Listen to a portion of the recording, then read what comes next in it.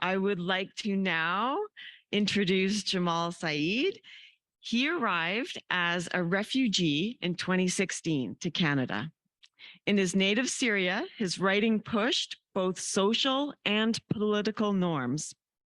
For this and his opposition to the al-Assads regimes, he was imprisoned for a total of 12 years, held without formal charge or judicial process.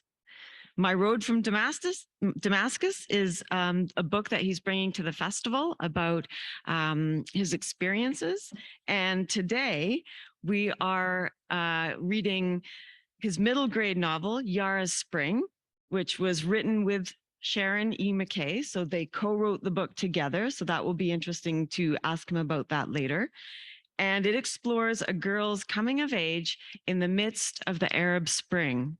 And I'd like to hand you over now to Jamal. Let's give him a warm welcome. Thank you.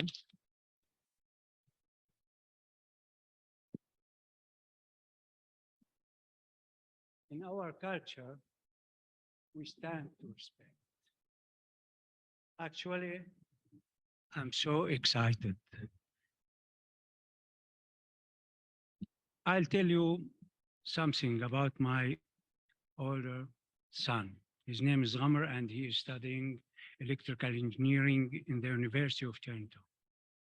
When he was about 9 years, 9 or 10, I'm not sure, I turned back to the house with a toy. It was a small train. By accident, by chance, he was dreaming in the same toy. So he took it and said, "Dad, I'm so excited. I can't find the words. I'll borrow the words of my son to say to all of you, I'm so excited and I can't find the words." I'd like to welcome everybody of you.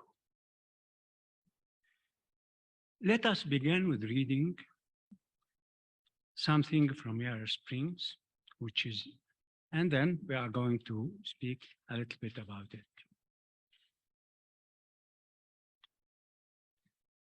By the way, I need glasses and hearing aid.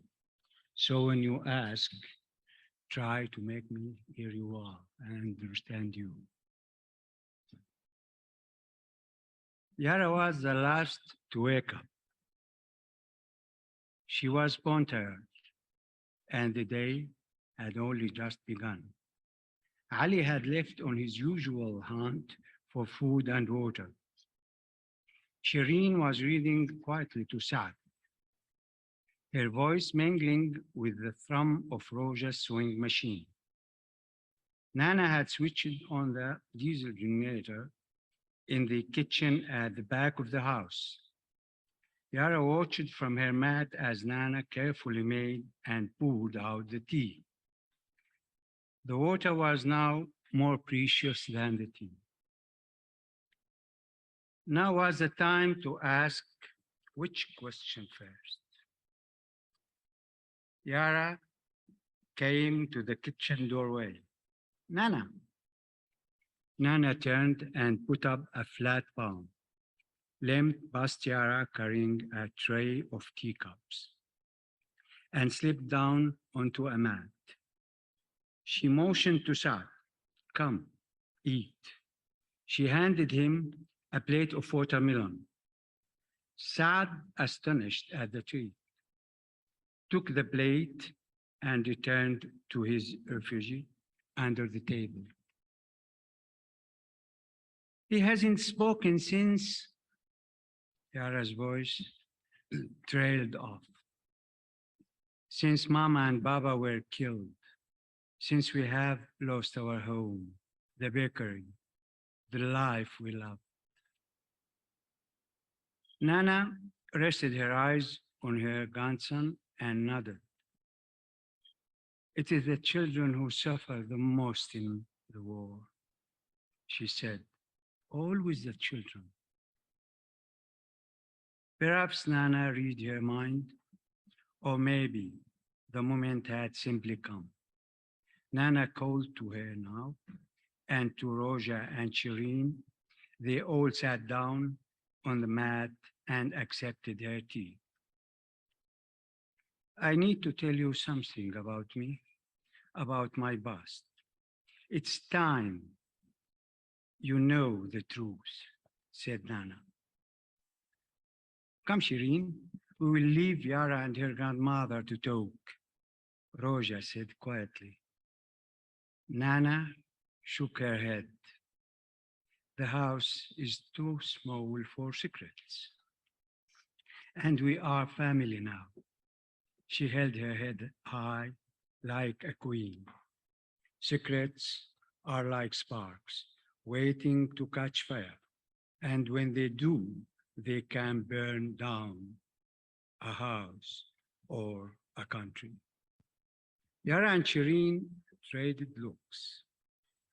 All there sat on mats and pillows, backs straight and eyes wide. I lied, Nana said bluntly. She took a sip of tea. The air stilled. The jewelry, the little money that is left, is all belongs to me. Nana, Yara's voice rose in her throat. Hush, my girl. I need to speak, and you need to hear. This is part of the novel, which is speaking about the effect of the war or the different aspects of the effect of the war on the children and actually on all people in general, all people affected. I think that the most ugly thing is the civil war, when people killed each other or when people or something like that. Yara, for me, is a repeated situation among the Syrian children. She was displaced, her house was destroyed, father and mother were killed, and then as a brave girl, a girl full of hope, she began to do something, tried her best to survive, to do something for her grandma, do something for her small brother, and moved from the north of Syria to the south, and then moved to a camp for refugees in other countries. And in that refugee, in that camp, she could contact her aunt in Canada. The novel shows the different aspects of our souls as young people or big people or children or whatever. Yara faced upset and have a great hope, knows love and knows fair and knows how to behave every now and then. Yara, like all of us, commit few mistakes. But in general, we are going to love her because she is not a statue. She is a human being. I'll tell you how did I involve in writing the book. The story, you are going to read the story when you have the book. Actually, when I came to Kingston in 2017, how did I came to Kingston? Okay. In Syria in 2013, a great explosion took place near our house. So the house moved as if there were an earthquake. My older son came. He was trying not to show that he is crying and asked me, Dad, try to help us.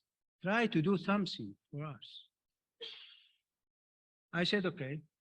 And actually, at the same moment, I get to my laptop and wrote an email to ICORN. It's international organization in Norway to protect writers and journalists. After a time, I'm not going to say a lot about details. We need 2 days, I think. After some time, we were in Dubai and we had a kind of email from this organization told us, would you like to go to Kingston, Canada? There's a committee of writers. They express their desire to sponsor you and your family. We don't hesitate to say yes, because Canada is a peaceful land and very great for growing and for education. And actually, at the time, I was very concerned with the future of my two sons, with their education, with their sports, with everything. So we said yes. In 2016, we came to Canada. At the end, actually, we landed in Canada in December 28, 2016. It was so cold. We feel it is a freezer. But at the same time, we feel that it is bad weather. It's cold weather, but very warm people. Anyway, in 2017, after 3 months, Ray Argyle told me, would you like to revise a book or outlines of book about Syria? I said, yes. Then he brought something from Sharon McKay. I read them and I put some notes. After 1 week, I met Sharon McKay in Gananakwe. It's in the east. And we began to discuss the outlines of the book and the situation of children in Syria and situation of children in many places all over the world, like Afghanistan and Canada, and different situations. Anyway, after half an hour, she asked me, would you like to co-write this book with me? I said, yes, I'd like that. But when we depart, I began to think, she's Canadian. She has her own special, her own culture. And I may have different culture. And at the same time, she knows English very well, better than mine. I know Arabic very well. And how to cooperate. I always think that writing a book, one is for a person, for individual, not too many people. I think of many things, but at the same time, Syria came step by step to my mind. I began to remember what's happened in every city. I remembered the houses I had seen, the houses which are destroyed or which are moved, not destroyed. The glass of the window, which was broken, and the news in the TV, the very bad news, and the houses that were burned, the olive trees which were burned, and so on. The barrels, the helicopters, the bombing, the screaming. And I began to arrange all of that and to make use of it in building up the outline of the novel and to build up the novel itself. We don't write everything in the novel. We don't write that one day after our house was shook, 2 days after the bombing or the great explosion I told you about. I get to the garden, to our garden. Actually, I had seen a cat give birth to 4 kittens. And then when she noted that they get to the garden, she moved them and tried to give them a kind of asylum or a refugee. She is afraid from us. She wants to protect her children. At the time, I told myself, I am not going to be worse than this cat. I'll try to do something for the children. On the borders between Syria and Lebanon, when we depart Syria, I noticed something. We were afraid because, they may get a bag, I may be arrested, but we don't know what will happen. But, we need stamps, and the police are going to do something for our passports and give us some papers. And at the same time, lizards and birds were going through the borders from Lebanon to Syria and vice versa, from Syria to Lebanon, without papers and without passports, without anything. I thought about us, the human people. And I thought that the earth is a good place for the people, all the people. It could be a great homeland for all of us. This is part of my experience in Canada. At the very beginning, actually, it was very difficult for me to understand the others. Language is a kind of exile. If you don't understand the others, how to, we have the body language sometimes. But later, I find that behind the windows, I have a lot of friends. There were only one problem. I don't know these friends, but I began to know them day after day. And I feel that meeting you is one of these days when human beings meet a very, very lovely friend. Now I wonder if anyone have any question.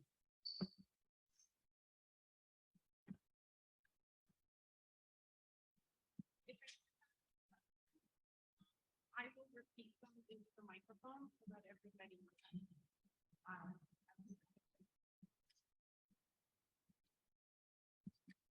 I'm happy to start. Thanks for joining us, Jamal. One question I have is, what does prisoner of conscience mean? And yes, maybe start with that. What does that mean, those words? What do prisoner of conscience, what do those words mean if you are a prisoner of conscience?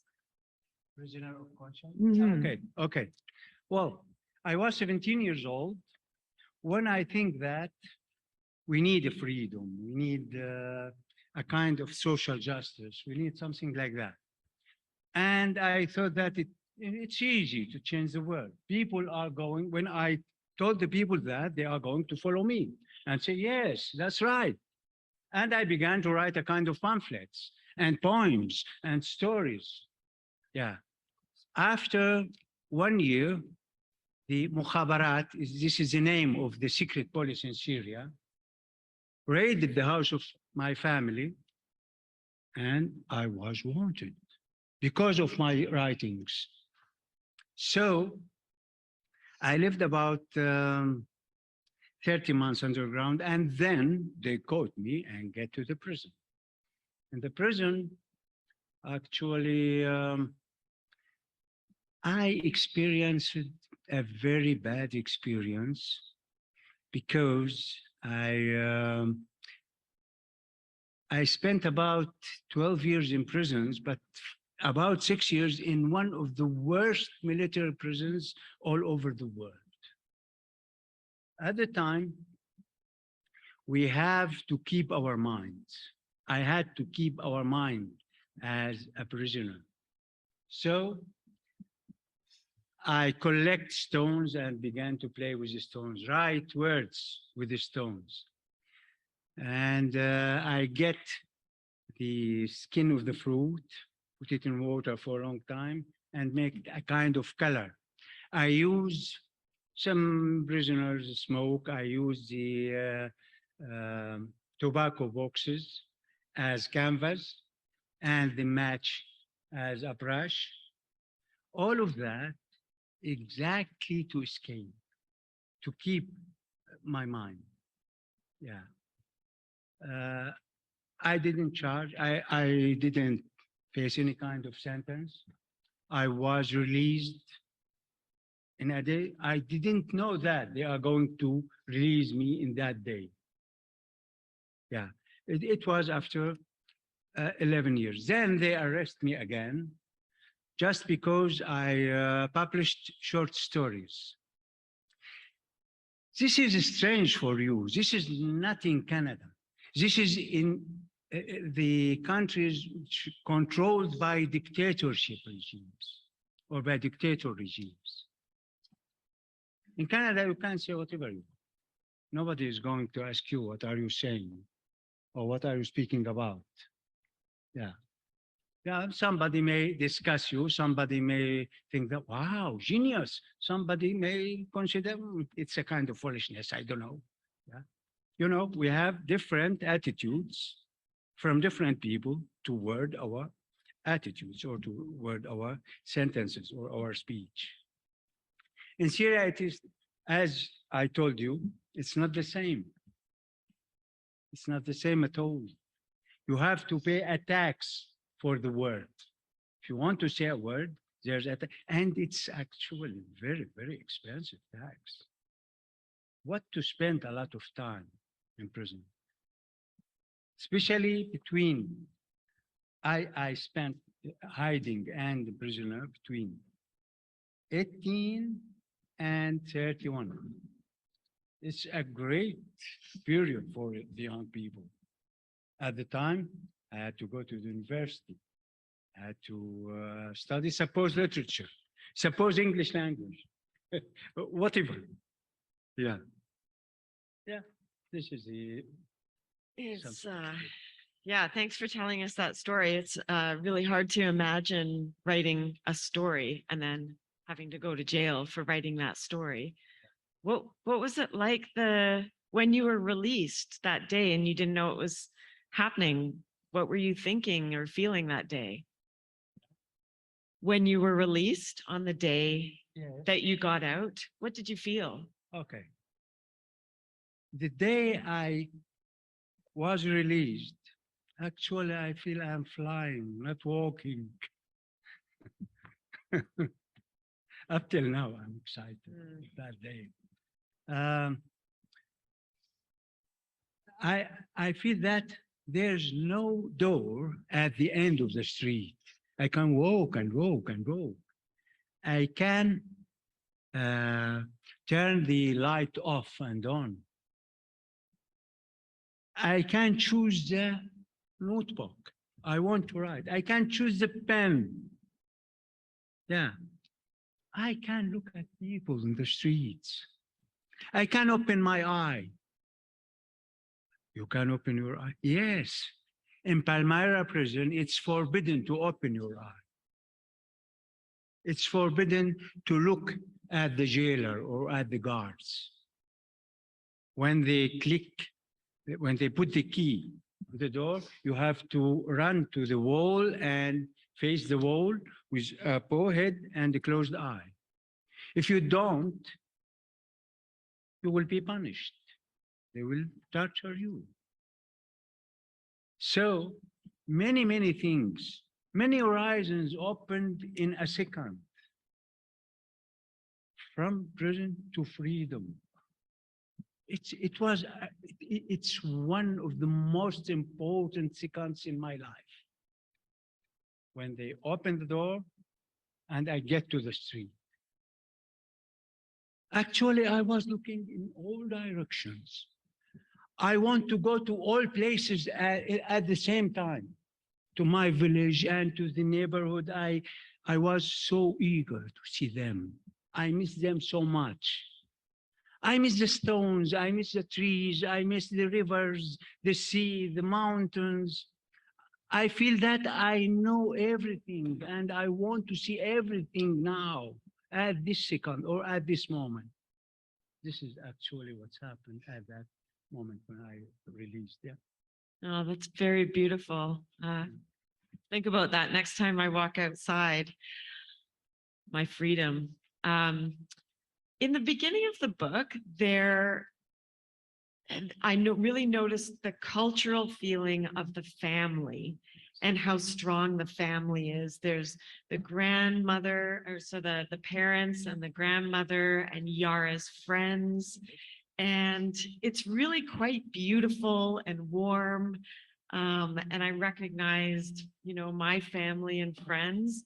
And I wondered, it's such a beautiful culture, and yet you have the dictator government that's so hard. I did want to ask you what you miss about Syrian culture as well. Actually, I'll tell you different things about Syrian culture. First, the family is very, very tight. Everyone love everyone other and try to do his best. The son tried to do his best for the father tried to do his best for the son, the mother, the cousins. And every Eid, the Eid is a kind of festival. They gather together and have a specific food. Here in thanking God, and I think in maybe other festivals, or we have a kind of turkey, I think. We have something like that. But I think that the Syrian kitchen, and it's a part of the Syrian culture, is a very rich and delicious one. Not because I'm Syrian, but because there are a lot of dishes, different kinds. And because uh, ladies in general have enough time to spend in the kitchen. For example, yabrak is vine leaves rolled on rice and meat. It needs about 5 hours to be prepared for the family, especially a family like mine. We were 10 siblings and father and mother and grandfather and grandmother. So my mom works for 5 hours and we eat everything in 10 minutes. Yeah. In our culture, actually, people glorify nature in different ways. I'll tell you something about my father. My father passed after 1 year from after I came to Canada. But if my father came to Canada, he's not going to understand all these lands for grass. Where's the fruitful trees? Where's the vegetables? Because why? Because he dig the rocks and bring soil to the rocks for a piece of tomato or a piece of pepper or whatever. And he will be astonished. In Canada, I can say now we are growing the grass to cut it and to grow it again. The grass in Syria is very important for sheep and goats and cows. So they are not cutting the grass, they are planting something for their cows. Yeah. Syria is small. It's about 185,000 kilometers. Comparing with Canada, it's very, very small country. But in Syria, we have desert, we have mountains, sea, rivers, woods. In this, I think there's no desert in Canada. I don't know if there's a desert. Small one, yeah. Yeah. So we have different points of view who live together. The people in the desert live in a way which is different from the people in the cities or in the green villages. So you will find in Syria different cultures as we are find in Canada now. Many people came from different places to Canada, then we have different cultures. In Syria, not because they came from different places, because production or the life forces people to think in different ways. So, but in general, people cooperate. They think that the only way to survive is to cooperate and do together. But every now and then, something bad has happened, like that civil war, which happened in the last time. And actually, it is because of dictatorship, not because of it's not a clash between cultures. It's a clash between dictatorship and fascism and the people who want freedom, democracy, let us say a state of law. Yeah. This is a situation, and this is the different aspects of culture. Yeah. Yeah. I just want to add, if anybody would like to come up and ask a question or just put your hand up, and I'd be happy to. Yeah, you have a question. Yeah.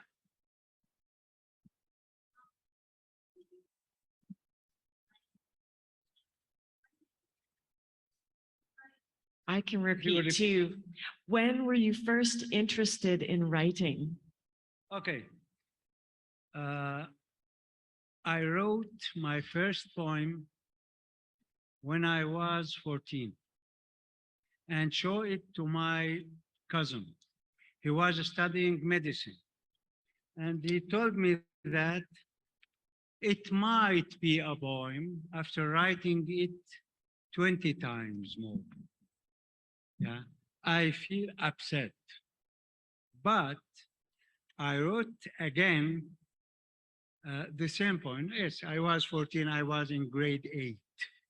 And I gave it to another cousin who was studying agriculture in the university. And he told me, wow, it's a great poem. This encouraged me to show him the first one. And he said, it's good. But I published my first short story when I was in prison. I was in civil prison, and a friend of mine could visit me, and I can smuggle the papers with him. And he published it in a magazine, not in Syria, in Lebanon, near Syria. Yeah. I published my first short stories after I was released. It was in 1993. Okay. Did I answer you? Great. That was a great question. Thank You you. get it? Okay. Yes, you have a question in the gray. What town are you from, Jamal? What is your hometown? My home? Yeah, what's your hometown? My home in Canada or in Syria? Okay. It's my my small family home, me and my wife and 2 children, is in Damascus. It's in a hill near Damascus. It's about 17 kilometers from Damascus. I don't know how many miles. But the family house, my father and mother and siblings, is in a small village in the mountains near the west coast of Syria. We are about 40 kilometers from Mediterranean.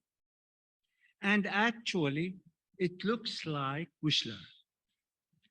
The village is between many green mountains. Yeah. Oh, we come.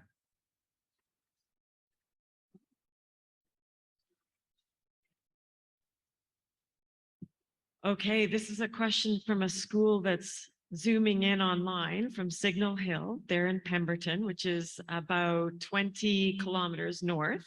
And their question is, what was your reaction when you were imprisoned, when you went to jail? My own reaction? Yeah, how Okay. did you feel? Actually, I can't speak about the reaction during 12 years. But if you ask about the reaction the first time, wow, I was terrified. I was so afraid. I know they are going to torture me, but I must keep, I mustn't say a name of my friends, because if I told the investigator the name of any friend, he will bring the friend, he will arrest him. So I have to keep them, and the cost was more torture. At that moment, many times I wished I vanished suddenly. Many times, actually, during the torture, suppose after half an hour of arresting me, I dreamed of death. I wanted to die because I don't want to say, and the pain is unportable. So death in this case looks as a refugee. Yeah. Mm. That's very I'm sorry to tell you hard that, stuff, but yeah. this is the truth. That it, you know, as I read the book, I thought all of these things have, you know, it's a story about a young girl, and yet I thought all of these events in the story have happened to somebody. How did you come up with Yara's story? How did you have the idea of Yara and the young girl going through? Actually, I feel I know every character in this book. And actually, when I write about them, or when I suggest something to my partner, Sharon, in writing this book, always I remember a person, a specific features, and a specific antecedent, what's happened. And I told Sharon the truth, or I write the truth. But you know, this is a piece of art. This is not a photograph, this is a painting. In the painting, you know, we have to put some touches here and there. But this book is based on solid facts, solid truth. For example, Yara is a mixture of two girls I know. One of them, the same shape of Yara. The other, the same behavior. So I take the shape of one, add it to the behavior of the other, and built up a character. What's happened in the book, actually what's happened in Syria is more than what's happened in the book. There are a lot of ugly things happened during the ugly war. But, you know, we can't write everything in one book. The war take place for about, oh yes, it continues for about 10 years. So it was so difficult. But this gives enough idea about what's happening. When we wrote the book, I didn't need to imagine. This is what I'd like to tell you all. I know what's happened and just write it.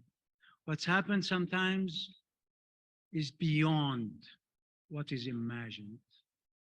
Yeah. Is there another question? Yes.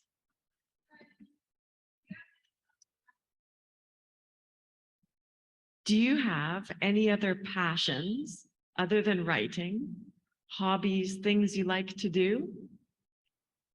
If I have a passions during writing, Other than writing. okay. Actually, I'm painting. I began painting when I was 16 years old, and the Ministry of Culture made a kind of exception for my works. There were about 17 works at the time, very childish. Later, when I came to Canada, I turned back to painting. in prison, when I had a chance, I paint. And I told you, sometimes I paint with the match on the cigarette box or something. Later, when I had colors, I paint on paper. In Kingston, there's a studio called Mess Studio, where you can find canvas and you can find colors and everything. And I painted maybe 40 works. And the first income in Canada was selling iris flowers, a painting for, and I sold it maybe for $100, I don't know. And I was, well, I have income, that's good. And you continue to paint now? Yeah, yes, yes, I'm still painting in the basement Okay. because my wife is, you know, if you paint in the rooms, there are a lot of colors with it, yeah, on the furniture or on the earth. And so I get to the basement and she gave me a license to do that. So you don't make too much mess in the I'm house. joking. She's a great lady. I think there was another question over there somewhere. Yeah. How many books have you published? Okay. One in Arabic and two in English. And I translated from English into Arabic 3 books. But I participate in writing this one. I wrote My Road from Damascus. This is in English. And actually in Arabic, I wrote a collection of short stories. Yeah, these are the books I wrote up till now. But I hope I'm going to write more. I don't know. Thank you. Yes, do you have a question? Oh, you.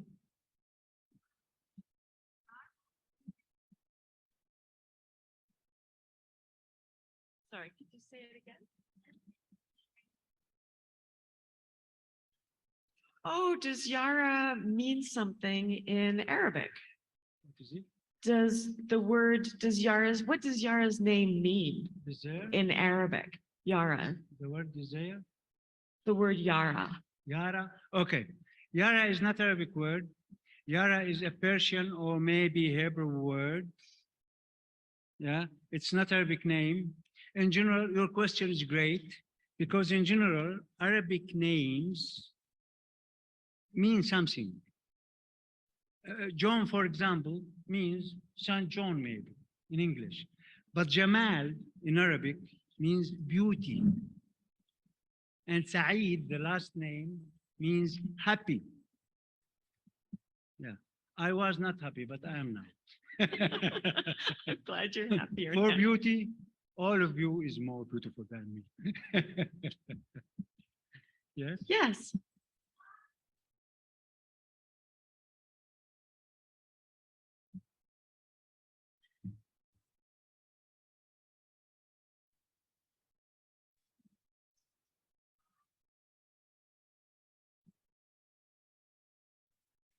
I'll repeat the question. What happened in the gap between 2013 and 2016 when you were working with the organization to bring you to Canada? 2013? Okay. I lived in, great question. I lived in Syria till June 2014. In June 2014, my 2 sons and my wife were almost kidnapped. So we decided as a family to depart Syria because we can do nothing. Being sorry means nothing when the boys are kidnapped or when the wife is kidnapped. We departed to Dubai. We could manage tourism visa to Dubai. And actually it is a very, very complex story about how did we have the passports. It was very difficult. Anyway, we had the passports and get to Dubai. In Dubai, We worked for 2 years and a half. But Dubai is very steady. They don't give us the citizenship. Every year we are going to renew our residency, and for some reason they may not renew the residency, and then we don't know where to go. This is one point. The second point in Dubai was, if you lose your job, then you will be in the street. No food, no house, no place. The third point in Dubai, it's very difficult to pay for the two sons to complete their education in the university. So, miracle happened. Actually, at the time when the company that we are working in began to clean down, and actually at the end it was destroyed, at the time the email from ICON came to us, and they asked us if we'd like to go to Kingston. You know, at the time, I don't know where's Kingston. I know nothing about it. But then I blamed myself, and I began to search about geography and the history of the city. And yeah. Okay. Thank you. Yes. Where are your sons now? Okay. Ghamar, the older son, is in the University of Toronto. He is studying electrical engineering. He is in the fourth year. He's 22 years old. Taim, the younger, is 20 years old. He's in McMaster. He's studying health science, and he is in the third year now. I have another question. Yes. So in the story, even though there's a civil war happening, Yara is also falling in love and having feelings for Ali. And it's a beautiful part of the story that brings all the positive feelings to the front. And I wonder if you could talk about that part of the book. Actually, war doesn't stop many things. It may stop the life of somebody. It may stop the life. But for the living people, it doesn't stop loving water or loving mountains, or doesn't stop the ability to love or to hope or to dream. In the book, Yara as a teenager actually loves Ali so much. And then they moved together from city to city. And because of war, they depart each other at one point. But Yara in the book is dreaming, meeting Ali again. And actually, I'm dreaming that they are going to meet again. Ali was a brave boy who goes to the hospitals to find where's Yara grandmother at any hospital, what's happened for her. And actually, for Yara, he was so beautiful. For Ali, Yara was the very nice neighbor who dealt with him and with his sister in a very good way before the war. Yara was a little bit rich or from higher class than Ali, but she dealt with him as a human being, as a child like her, and she loved him so much. So when Yara moved from Syria to Jordan, Ali wanted to move with his sister to the north, not to the south. Ali actually contradicted between his mother and his sister in one hand and Yara in the other. But he decided not to leave Shireen alone. So it's in one hand, a great thing that people loved during the war. In the other, it's a sad story because war destroys love stories, not only people. Yeah, you really get that sense of people trying to carry on with their lives and live their lives, and yet everything's being interrupted as well. So Exactly. trying to have a normal day and when everything is not normal. Exactly. Yeah. Exactly. We have about 5 minutes left. Are there any questions? Any last questions that we can take for Jamal? You've been a great audience. Thank you. And thank you to our online folks as well. Yeah, there's one over there.